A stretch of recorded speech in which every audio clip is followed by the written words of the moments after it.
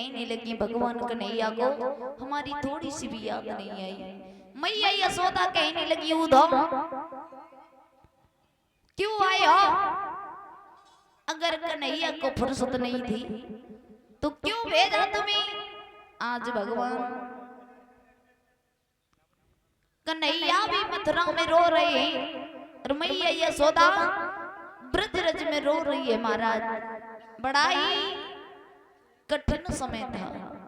उद्धव कहने लगे बारी कन्हैया हम तो समझते थे कि प्रेम सबसे ज्यादा हम ही करते हैं, लेकिन आज पता चला कि तुझे जानने वाले तो लाखों हैं।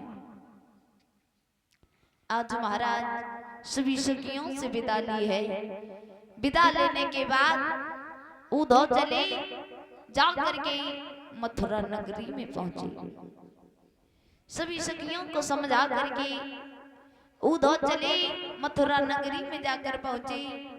कन्हैया से कहने लगे कन्हैया हम तो जानते थे कि हमसे ज्यादा प्रेम तुम्हें कोई नहीं करता, लेकिन आज से हम समझ गए कि तुम्हारे लिए वो गोपी अपने प्राणों को भी दे सकती है। आज महाराज कन्हैया रोने लगे उद्धव मुझे याद तो बहुत आ रही है, लेकिन क्या करें महाराज किस्मत की बात होती है। किस्मत राजा को भिखारी बना दे, भिखारी को राजा। महाराज हरिश्चंद्र एक पल में ही काशी नगरी में बिछ गए और एक पल में ही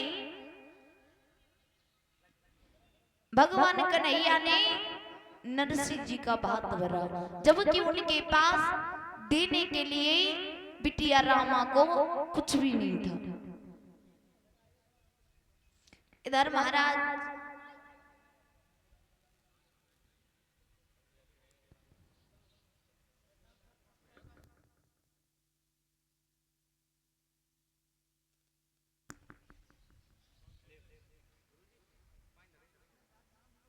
इधर महाराज मथुरा नगरी से बताया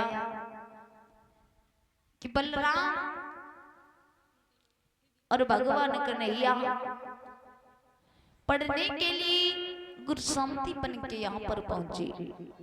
जब गुरु शांतिपन के यहाँ पर पढ़ने के लिए पाठशाला में पहुंचे महाराज, तो रास्ते में जा रहे थे, उधर से सुदामा भी जा रहा था। सुदामा के पैर में कांटा लग चुका था।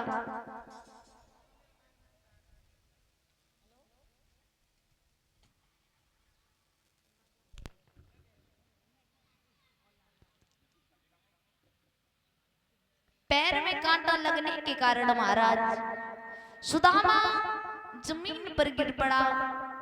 मैया मैया कहकर चिल्लाने लगा माँ। और महाराज अगर चोट लगती है तो सबसे पहले नाम एक ही आता है जवाब पर, वो कौन है? वो एक माँ होती है।